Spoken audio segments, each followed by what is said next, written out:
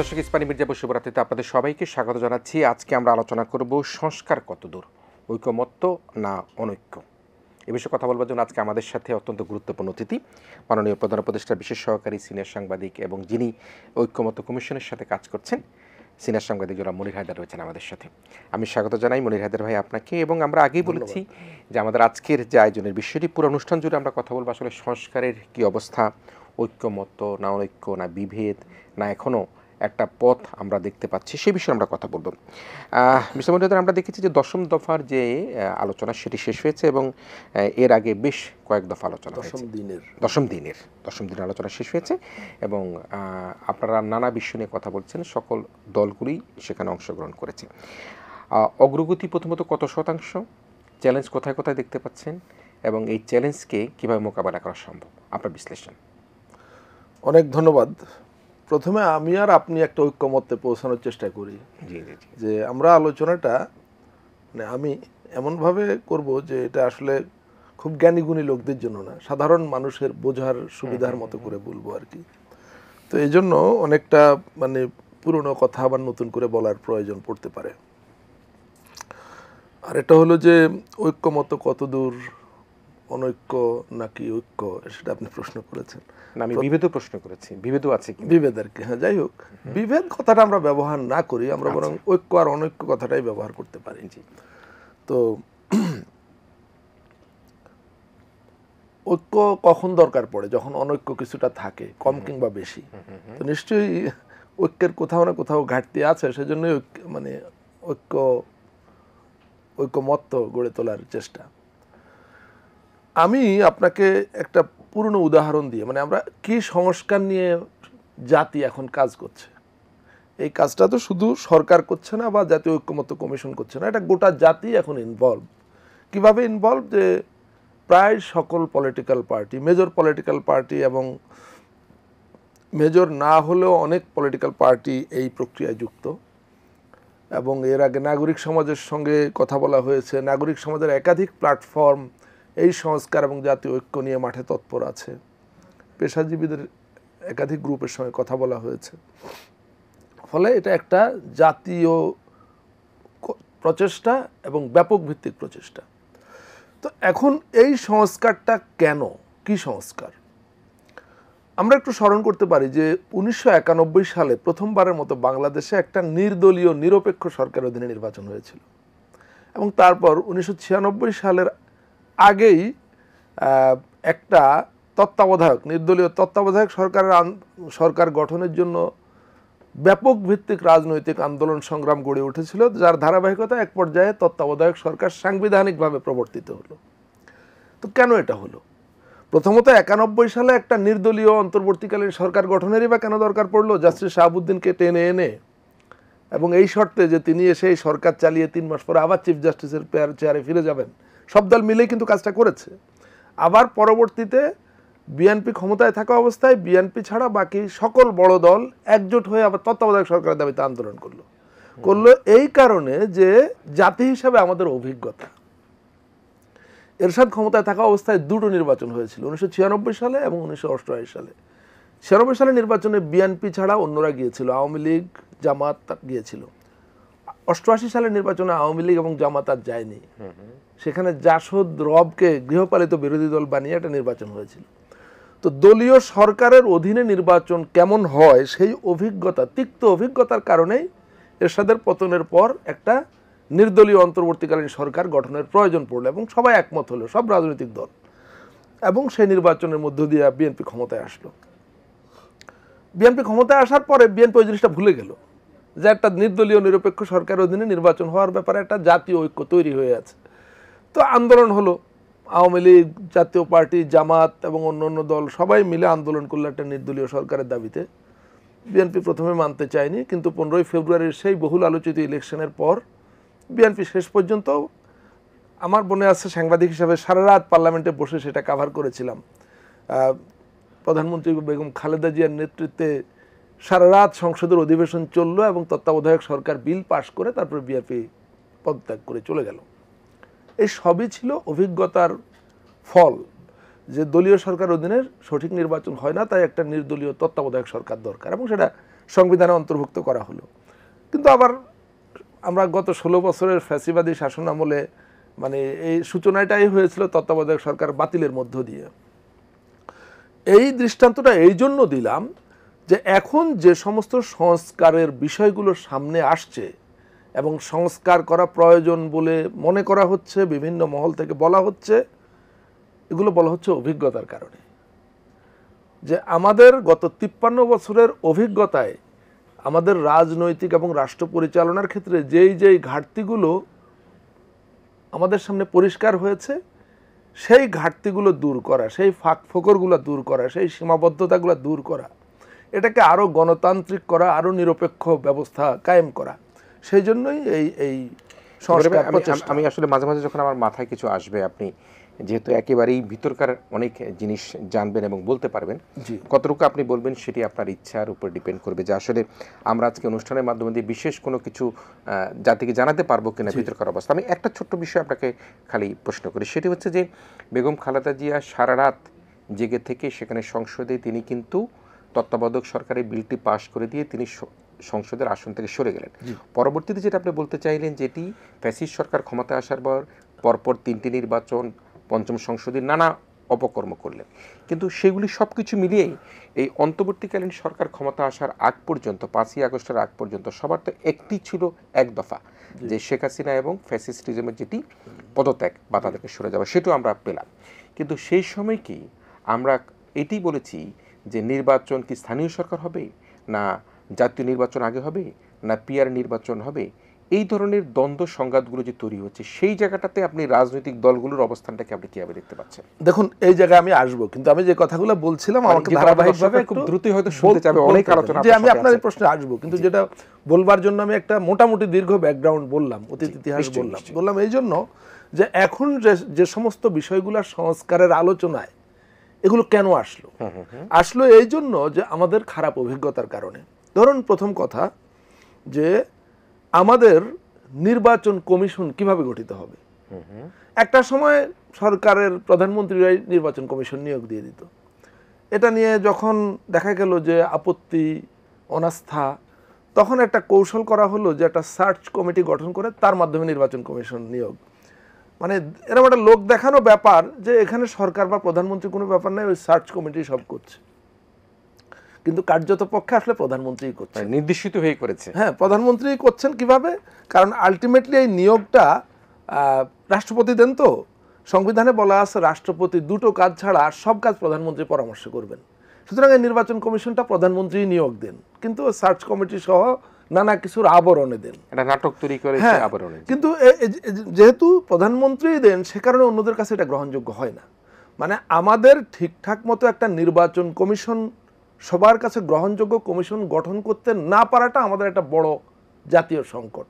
আমাদের রাজনৈতিক সংকটের মাঝে মাঝে কদিন পর পর যে রাজনৈতিক সংকট তৈরি হয়, এর কারণগুলো হয়তো একাধিক কারণ, কিন্তু একটা বড় কারণ হলো নির্বাচন কমিশনটা ঠিকঠাক মতো গঠন না হওয়া। সুতরাং এবারের আমাদের জাতির একটা অন্যতম গুরুত্বপূর্ণ এজেন্ডা যে নির্বাচন কমিশন সহ সাংবিধানিক প্রতিষ্ঠানগুলো নিয়োগ কিভাবে হবে। বুঝতে পেরেছেন তো? এটা একটা এজেন্ডা। আরেকটা এজেন্ডা হলো, মানে শত শত এজেন্ডা, আমি আপনাকে মোটা দাগে মেজরগুলা বলছি। আরেকটা এজেন্ডা হলো যে গত 16 বছরে আমরা যেটা দেখেছি যে এই যে তত্ত্বাবধায়ক সরকার বাতিল করলো আওয়ামী লীগ, একতরফাভাবে বাতিল করে দিল। পার্লামেন্টে কোনো মতে 2/3 মেজরিটি বা 2/3 সংখ্যাগরিষ্ঠতা থাকলেই তিনি সংবিধানটাকে ওলট পালট করে দিতে পারেন, যা খুশি তাই করতে পারেন। তত্ত্বাবধায়ক সরকার ব্যবস্থা বাতিল করে দেওয়া হলো। সংবিধানের একটা বড় অংশকে অপরিবর্তনযোগ্য, মানে এটা আর কেউ হাত দিতে পারবে না। যদি হাত দেয় বা কেউ এটা সমালোচনা করে, তাহলে 7-এর ক 7-এর খ দিয়ে মৃত্যুদণ্ডযোগ্য অপরাধ হিসাবে এটাকে সেখানে স্টাবলিশ করে দিল। তো তার মানে কি? তার মানে হচ্ছে সংবিধান এমন একটা জিনিস হওয়া উচিত যেটা কোনো দল চাইলে এককভাবে যখন তখন এটা সংশোধন করে ফেলতে পারবে না। এটা সংশোধনের জন্য এমন কিছু তরিকা, এমন একটা তরিকা বের করতে হবে যেটা মানে সংশোধন করতে হলে একটা মোটামুটি জাতীয় ঐক্য লাগবে, মানে একটা বৃহত্তর জনগোষ্ঠীর একটা সমর্থন লাগবে যে সংবিধানটা সংশোধন হবে কি হবে না বা কিভাবে হবে। তো এগুলো আমাদের এজেন্ডা।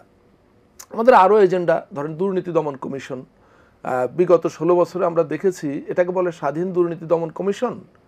কিন্তু এটাকে ব্যবহার করা হয়েছে বিরোধী দল এবং ভিন্ন মতাবলম্বীদেরকে দমন করার জন্য, তাদেরকে কবজা করার জন্য, তাদেরকে নাজেহাল করার জন্য।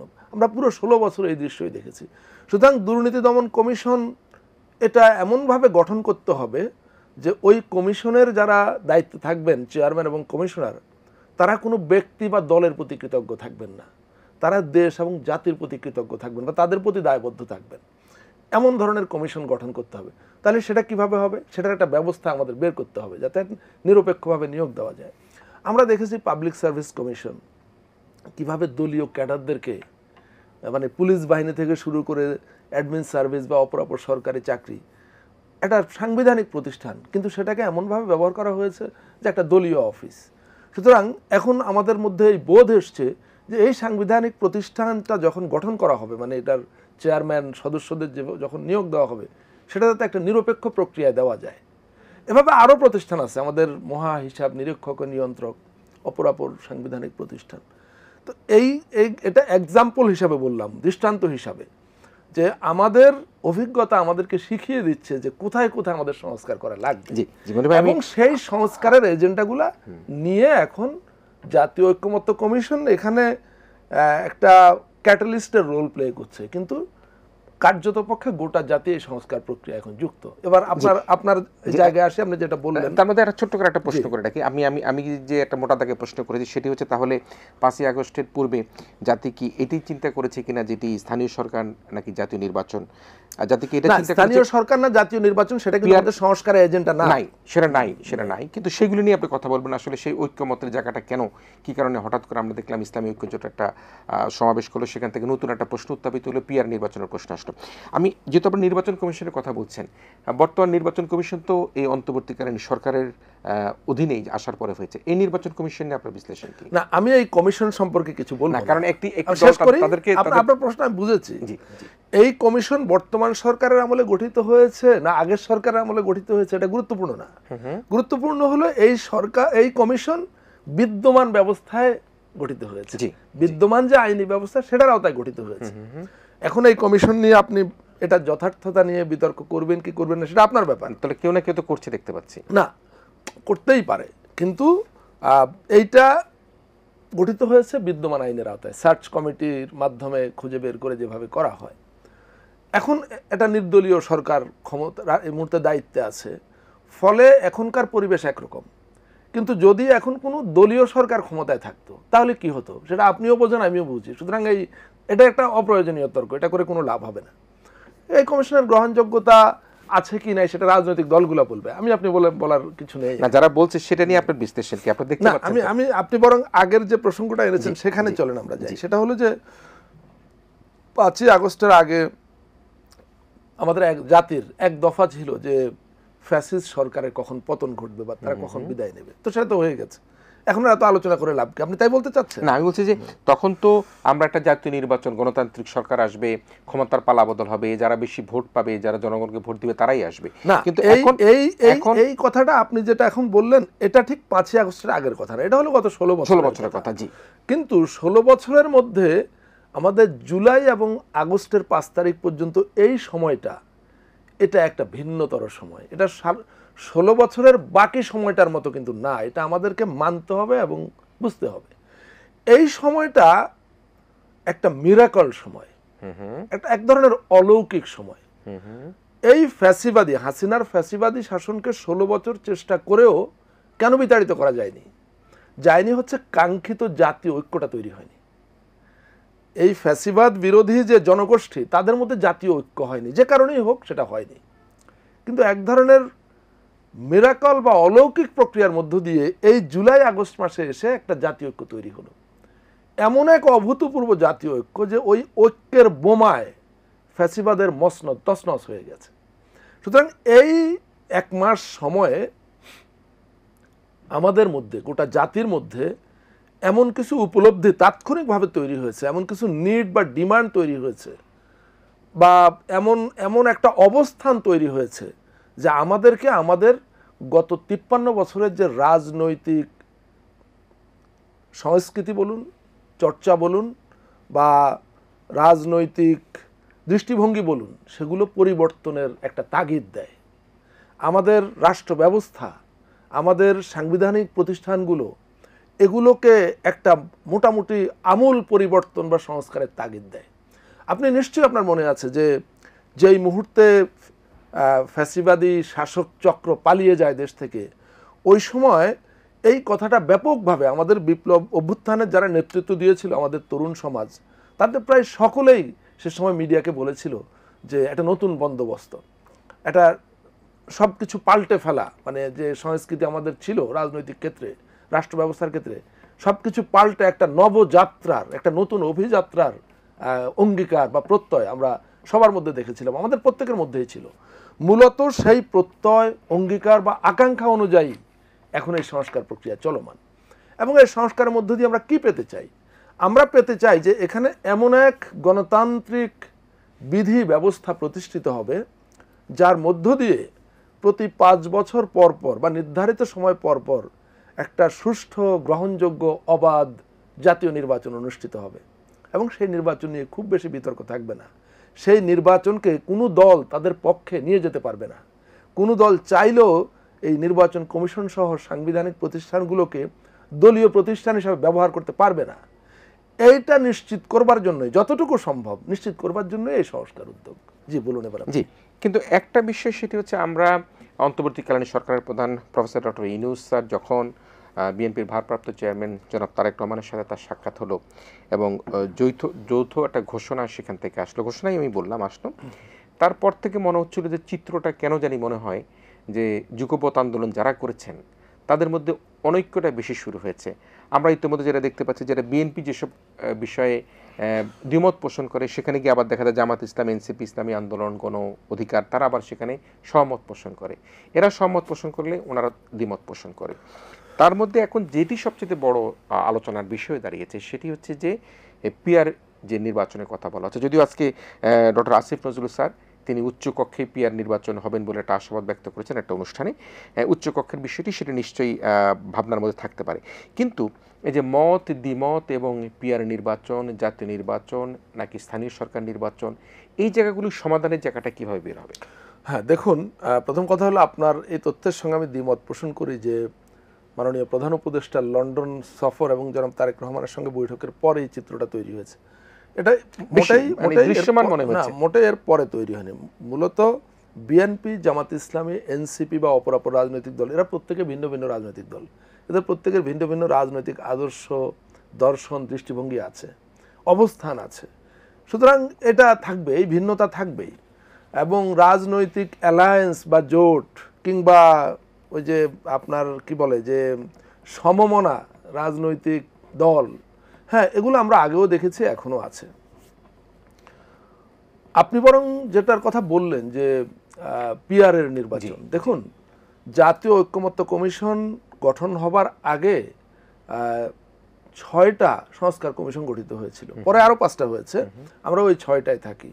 ওই 6টা কি ছিল? সংবিধান সংস্কার কমিশন, নির্বাচন ব্যবস্থা সংস্কার কমিশন, জনপ্রশাসন সংস্কার কমিশন, বিচার ব্যবস্থা সংস্কার কমিশন, পুলিশ সংস্কার কমিশন এবং দুর্নীতি দমন সংস্কার কমিশন। 6টা কমিশন। ওই কমিশনগুলো শত শত সুপারিশ বা প্রস্তাব হাজির করেছিল সংস্কারের জন্য। মূলত ওই সুপারিশ বা প্রস্তাবগুলো কিভাবে বাস্তবায়ন করা যায় এবং বাস্তবায়ন করবার জন্য কিভাবে রাজনৈতিক দলসহ অপরাপর মহলের সঙ্গে একটা জাতীয় ঐক্য তৈরি করা যায়, ন্যূনতম জাতীয় ঐক্য, সেই জন্য জাতীয় ঐক্যমত্য কমিশন গঠন করা হয়েছে। ঐক্যমত্য কমিশন সেগুলো নিয়ে কাজ করছে।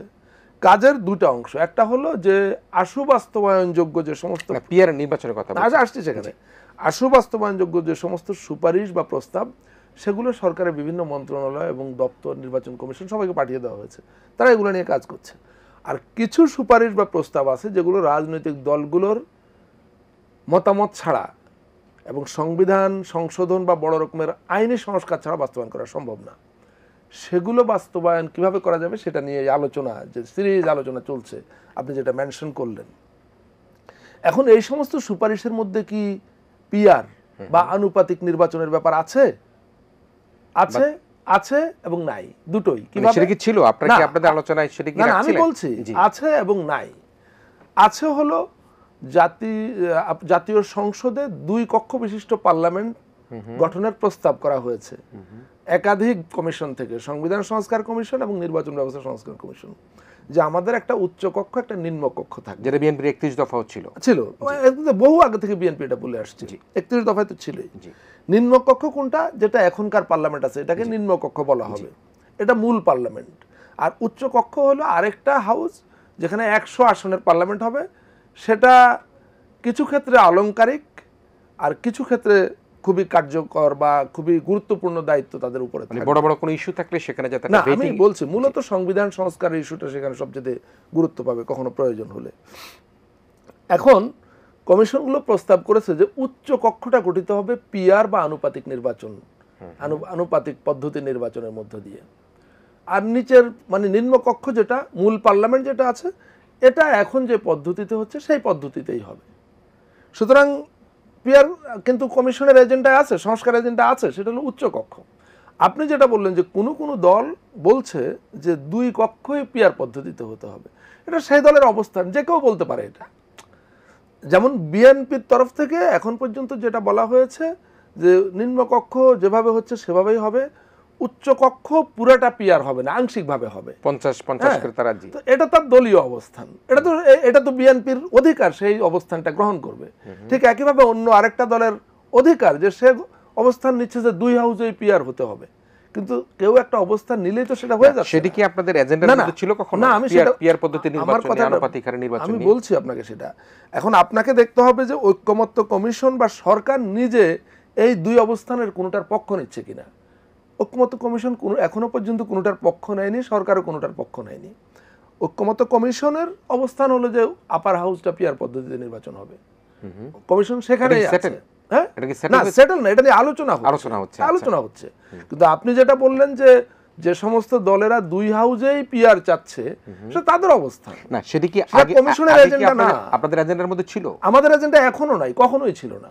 এই পিআর নির্বাচন নিয়ে যে এখন এক ধরনের মনে হচ্ছে বাহাস চলছে, এবং সে অবস্থার প্রেক্ষিতে যেটি আপনিও বলছেন, যেটা আমরাও বুঝতে পারছি, সেটি হচ্ছে যে জাতীয় ঐকমত্য কমিশনের এজেন্ডার মধ্যে বা তাদের কর্মপরিকল্পনার মধ্যে নিম্নকক্ষ যে নির্বাচন, সে নির্বাচনের জন্য যে পিআর বা আনুপাতিক হারে নির্বাচনের কোনো রকম কোনো বিষয় অন্তর্ভুক্ত ছিল না। কিন্তু উচ্চকক্ষ যে নির্বাচন, সেই উচ্চকক্ষ নির্বাচনের জন্য সেখানে নানা আলোচনার মধ্যে এসেছে। এখন বিএনপি বা তার সমমনা দলের বা জোটের যারা আছেন, তারা যেটি মনে করছেন যে সেটি হচ্ছে যে এই যে পিআর নির্বাচনের প্রশ্ন উত্থাপন করে কোথাও না কোথাও থেকে একটা ইন্ধন পেয়ে, সেটা জানি না ইন্ধনটা কাদেরকে বুঝিয়েছে, ইন্ধন পেয়ে যারা আনুপাতিক হারে নির্বাচন কথা বলছেন, সে কারণের জন্য নির্বাচনকে আসলে কাঙ্ক্ষিত সময়ে যে অনুষ্ঠান বা আনুষ্ঠানিকতার দিকে যাতে না যায়, সেরকম একটা পরিকল্পনার কথা তারা বলছেন যে করছে কিনা। আপনি কি সন্দেহ করেন কিনা বা আপনার বিশ্লেষণ কি? না, প্রথম কথা হলো আমার এখানে সন্দেহ করবার কিছু নেই। এটা প্রত্যেকটা রাজনৈতিক দলের নিজ নিজ অবস্থান। কোন রাজনৈতিক দলের অবস্থান সেটা ষড়যন্ত্র হতে যাবে কেন আমি জানি না।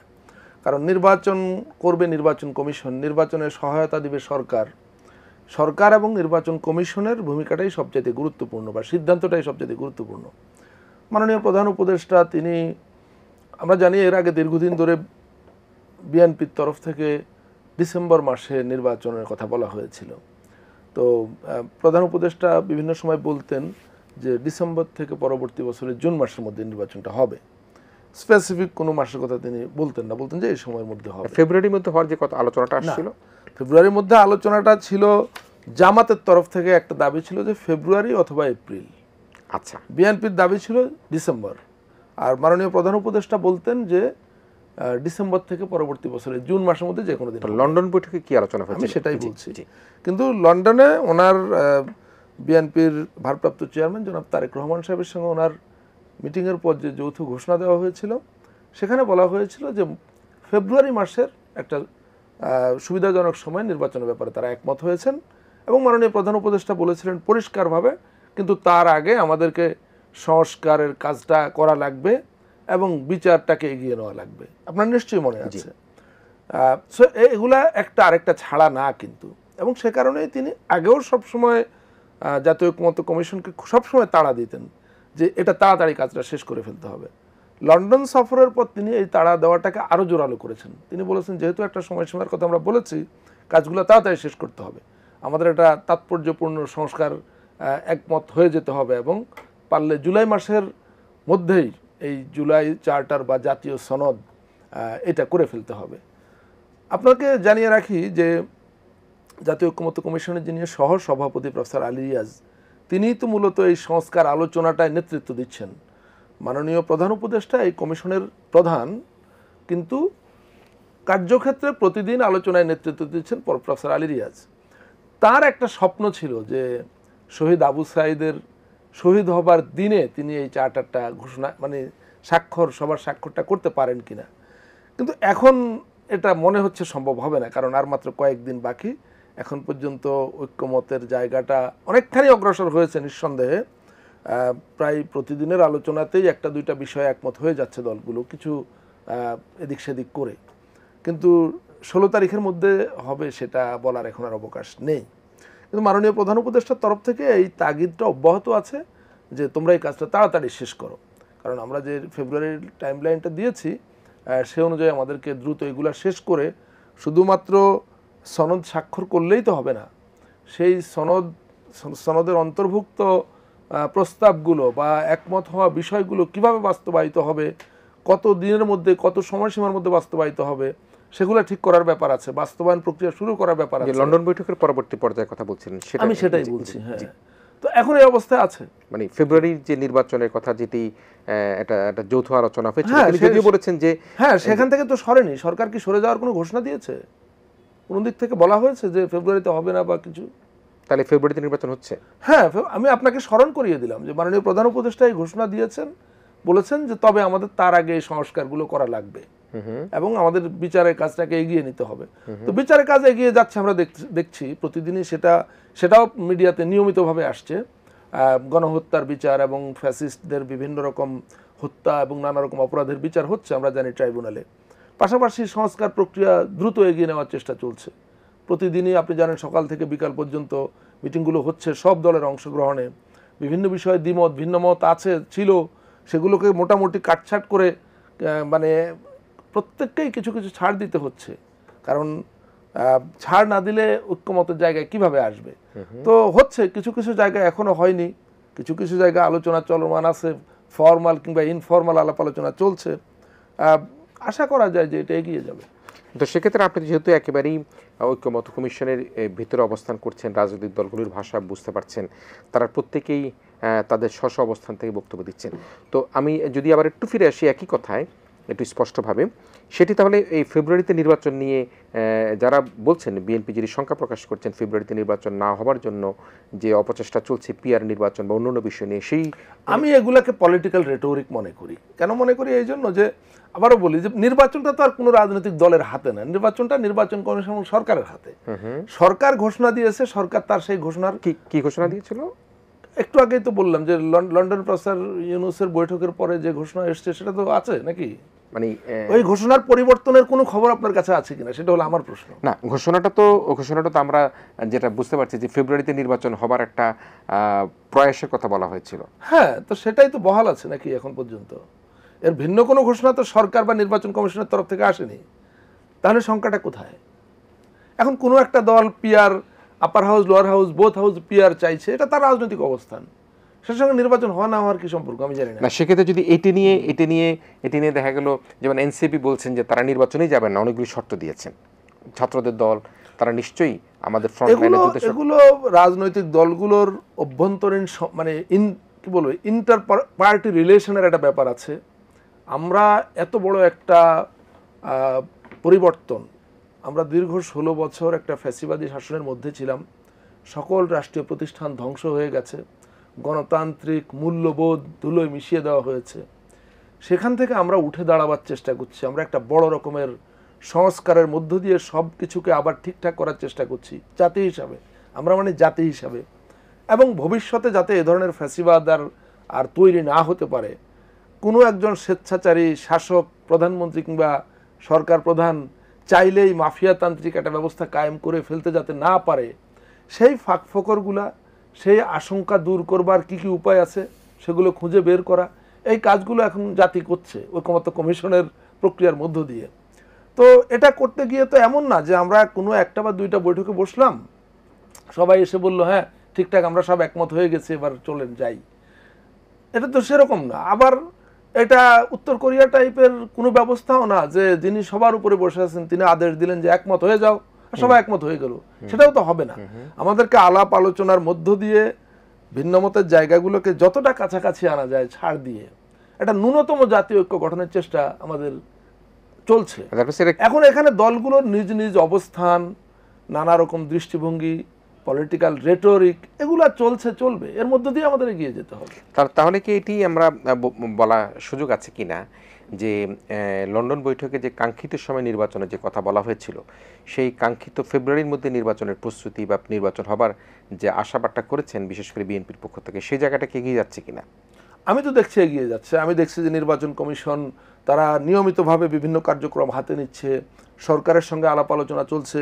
আপনি জানেন মাত্র কয়েকদিন আগে প্রধান নির্বাচন কমিশনার মাননীয় প্রধান উপদেষ্টার সঙ্গে দেখা করেছেন, এবং এখানে নানা রকম কর্মকাণ্ড, এখানে তো বিপুল কর্মযজ্ঞের ব্যাপার আছে, কাজগুলো চলছে, নানাভাবেই চলছে।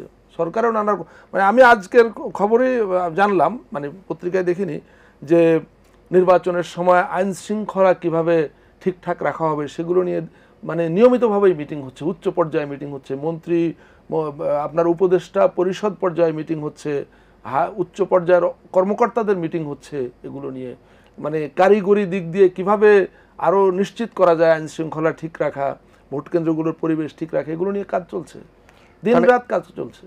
তাহলে মানে দেশের একটা বড় স্টেক হোল্ডার তো নিশ্চয়ই বিএনপি এবং তার সমমনা জোটগুলো।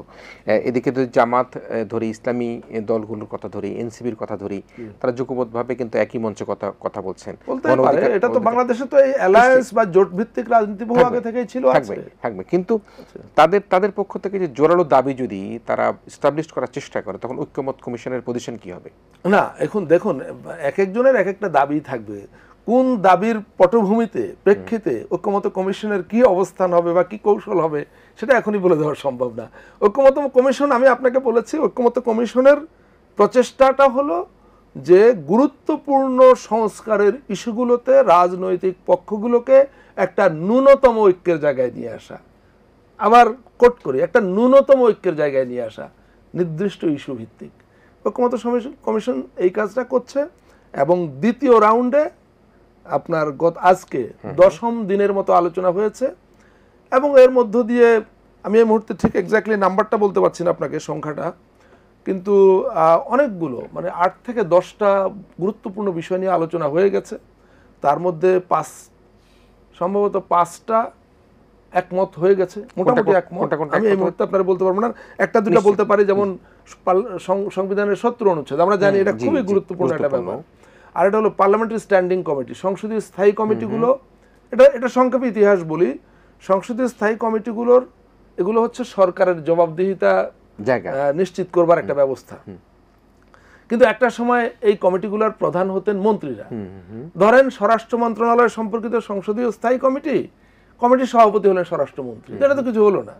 পরবর্তীকালে এসে দেখা গেল যে এটা সাধারণ এমপিদেরকে এটা সভাপতি করা শুরু হলো।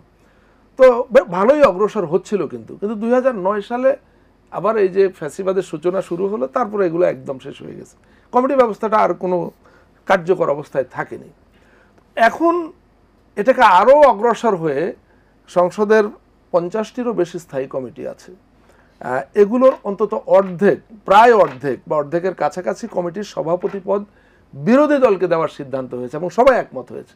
এটা ঐতিহাসিক অগ্রগতি। কিন্তু মানে এটা স্পষ্ট করে দর্শকদের আবার একটু আমি আপনার কথাটা বলে দিতে চাই, সেটি হচ্ছে গিয়ে যে এই বিষয়ে সবাই একমত হয়েছে যে সংসদের স্ট্যান্ডিং কমিটির সকল সভাপতি হবে বিরোধী, সকল না, সংস্কার কমিশনের প্রস্তাব ছিল সকল। আচ্ছা, কিন্তু আলোচনার মধ্য দিয়ে একটা মাঝামাঝি জায়গায় এসছে যে সকল না, অন্তত মোটামুটি 50% বিরোধী দলের সদস্যরা সভাপতি হবেন। এর আগে কি ছিল? প্রশ্ন হলো আগে কি ছিল? আগে বলেছে মন্ত্রীরা ছিলেন, পরবর্তীতে এসে সরকারি দলের সাধারণ এমপিরা, মন্ত্রী না, বিরোধী দলের সাধারণ এমপিরা, আমরা মামুরাই তাও বলা চলে, হ্যাঁ, মানে যে দল ক্ষমতায় থাকবে তাদের সাধারণ এমপিরাই সভাপতির পদগুলো পাবেন, বিরোধী দলের সদস্যরা সদস্য হিসেবে থাকবে কমিটিতে, ছিল। এই প্রথম সংসদীয় কমিটিগুলোর অন্তত অর্ধেকের সভাপতি বিরোধী দল থেকে দেওয়া হবে। এটা মোটামুটি ভাবে এটা একটা ঐতিহাসিক অগ্রগতি। এটা মোটামুটি সিদ্ধান্ত হয়ে গেছে, এটা চূড়ান্ত সিদ্ধান্ত হয়ে গেছে। এবং সংসদের 3টা কমিটি আছে যেগুলো খুবই গুরুত্বপূর্ণ। একটা নাম সরকারি হিসাব কমিটি। সরকারের বিভিন্ন মন্ত্রণালয় এবং প্রতিষ্ঠান যে টাকা খরচ করে ওই কমিটি যে কোনো সময় এটার হিসাব চেয়ে পাঠাতে পারে। বিভিন্ন ফাইলপত্র চেয়ে সেখানে তাদেরকে হাজির করতে পারে, তাদেরকে জেরা করতে পারে যে কিভাবে এই টাকা খরচ করেছে। কতটা পাওয়ারফুল কমিটি। আর একটা কমিটি আছে এস্টিমেট কমিটি, মানে অনুমিত হিসাব কমিটি। সেই কমিটি সরকারের কোনো প্রকল্পে বা কেনাকাটায় টাকা খরচ হওয়ার আগেই ডেকে পাঠাতে পারে, ডেকে জিজ্ঞেস করতে পারে তুমি যে এই প্রকল্পটা নিচ্ছ কেন নিচ্ছ, কত টাকা খরচ হবে, কিভাবে টাকাটা খরচ করবা, এবং চাইলে কাজটা আটকে দিতে পারে। এরকম পাওয়ারফুল কমিটি। দ্যাট মিন্স সে তার খরচের যে অনুমেয় বাজেটটা দিল সেটা আটকে দিতে পারে।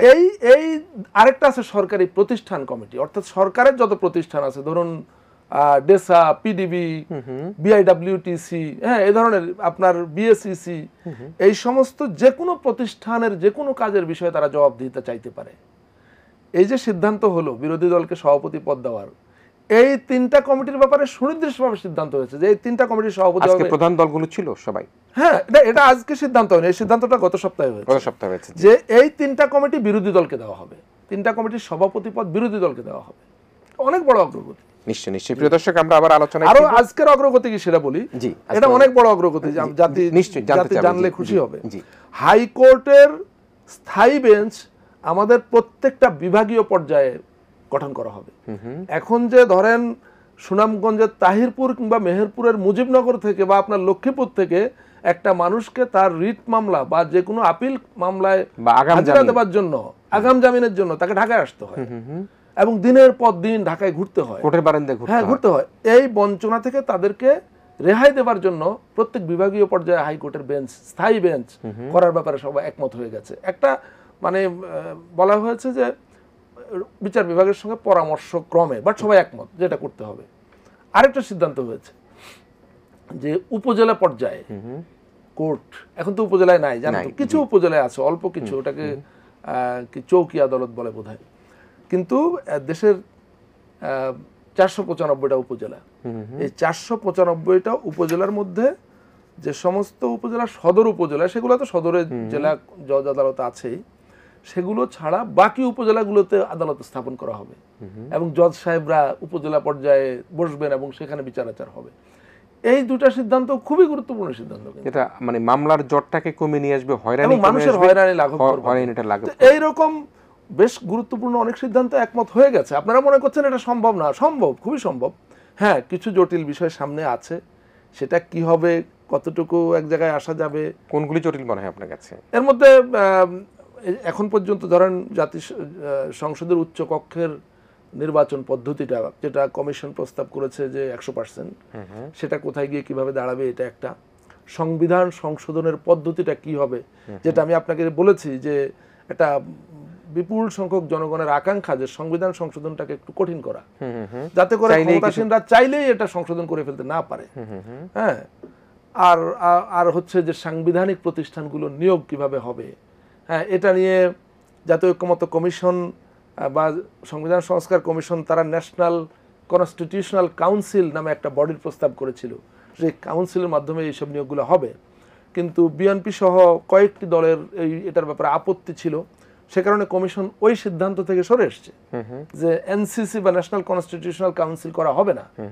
না করে কি করা হবে, এখন একটা প্রস্তাব এসছে যে সাংবিধানিক ও সংবিধিবদ্ধ প্রতিষ্ঠানসমূহের নিয়োগ কমিটি। এখন হয় এইটা থাকবে বা অন্য কোনো বিকল্প আসবে, কিন্তু কোথায় গিয়ে এই ব্যাপারে একটা একমতের জায়গায় পৌঁছানো যাবে এটা এখনই নিশ্চিত করে বলা যাচ্ছে। কিন্তু যে নিম্নকক্ষে যে আনুপাতিক নির্বাচন, সেটা নিম্নকক্ষে আনুপাতিক নির্বাচন নিয়ে কমিশন কোনো আলোচনা করছে না।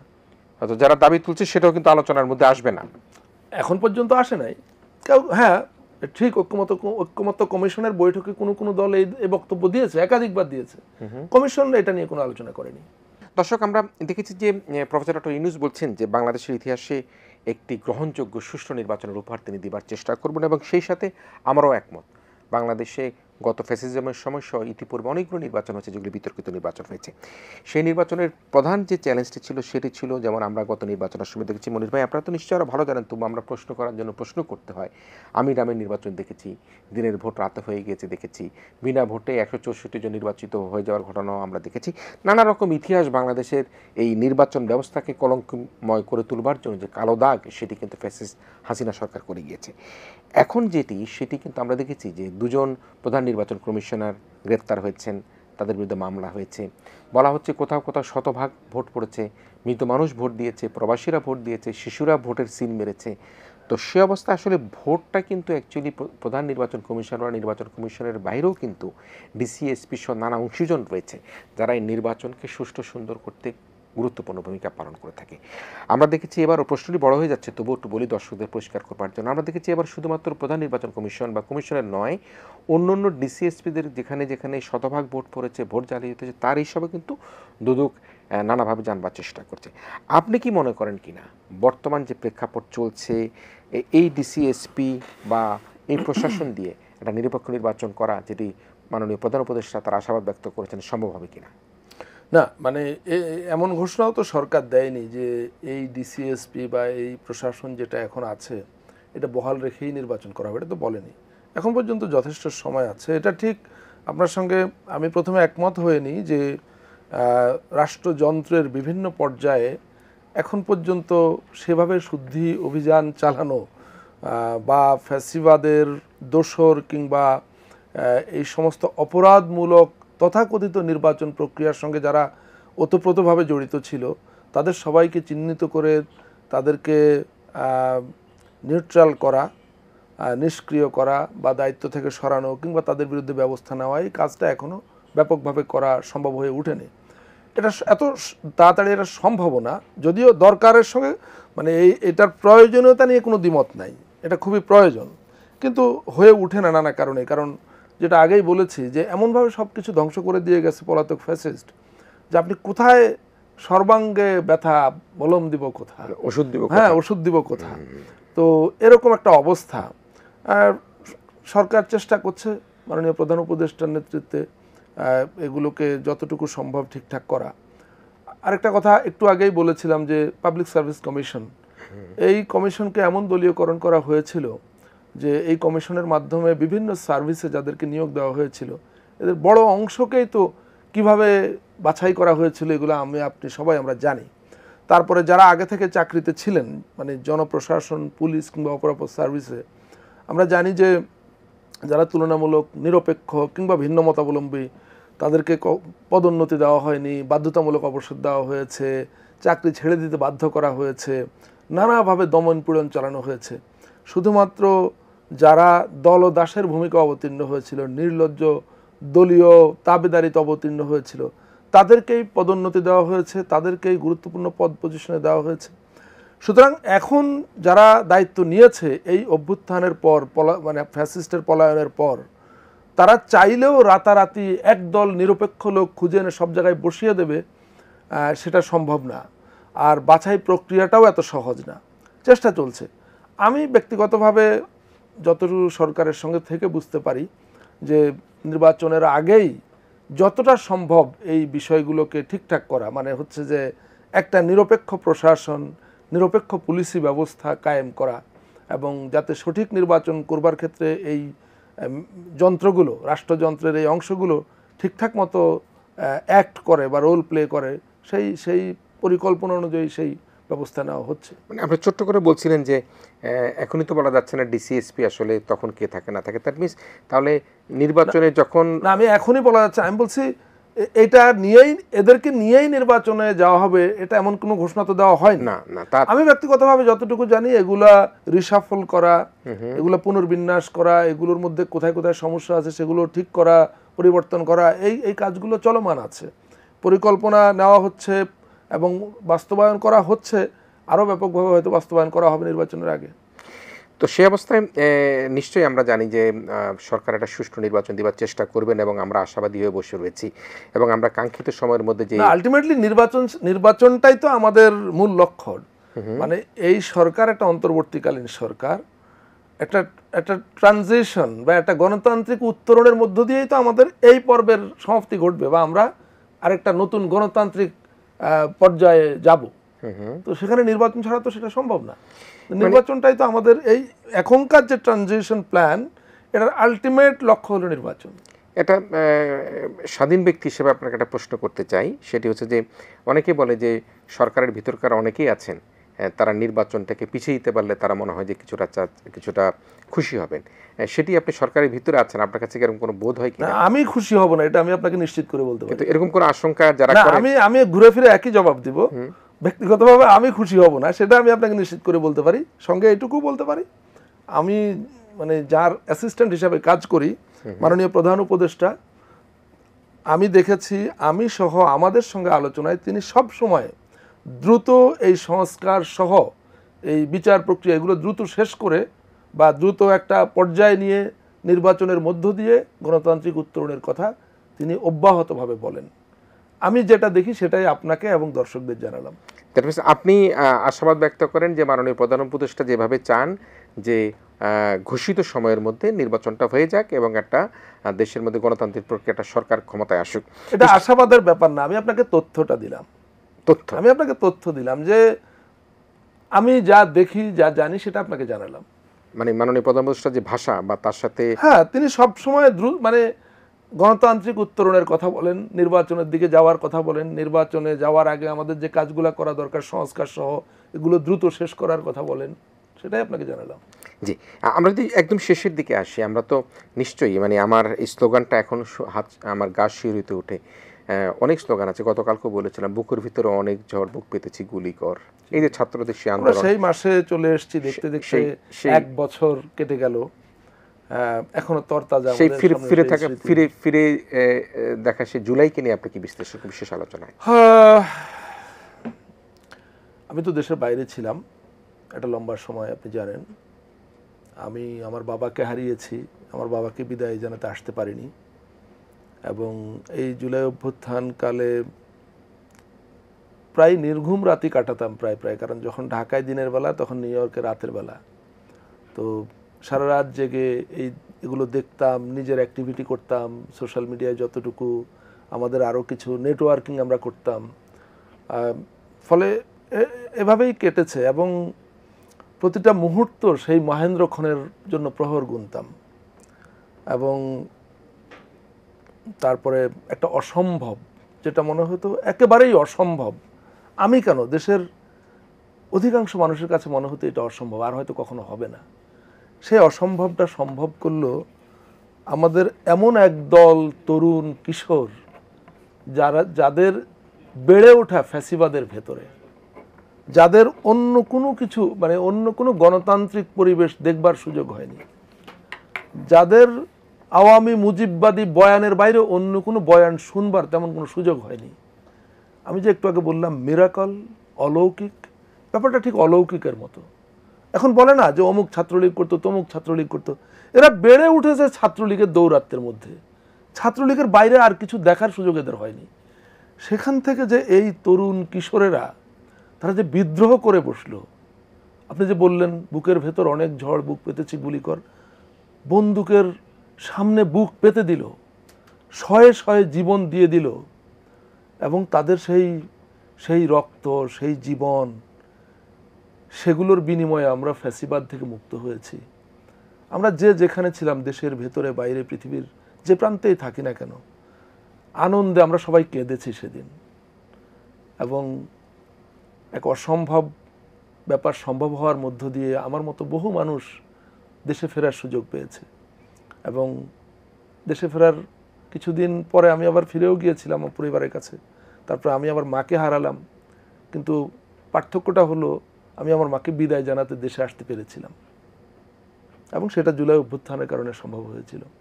এখন হয়তো সরকারের সঙ্গে এই সংস্কার সহ অ্যাসাইনমেন্টে যুক্ত হয়েছি, একটা কন্ট্রিবিউট করার চেষ্টা করছি, কিন্তু এর চাইতে আমার কাছে অনেক গুরুত্বপূর্ণ যে ব্যক্তি হিসাবে যে এই জুলাই অভ্যুত্থান না হলে হয়তো আমি আমার মাকেও শেষ বিদায়টা জানাতে আসতে পারতাম না। মানে আমার জন্য এতটুকু সান্ত্বনা যে বাবাকে শেষ বিদায় দিতে না পারলেও মাকে দিতে পেরেছি শেষ বিদায়টা, কারণ জুলাই অভ্যুত্থান হয়েছিল, ফ্যাসিবাদের পতন হয়েছিল। এবং এটা আমি একা না, আমার মতো আরও শত সহস্র মানুষের, তরুণের গল্প হয়তো এরকমই।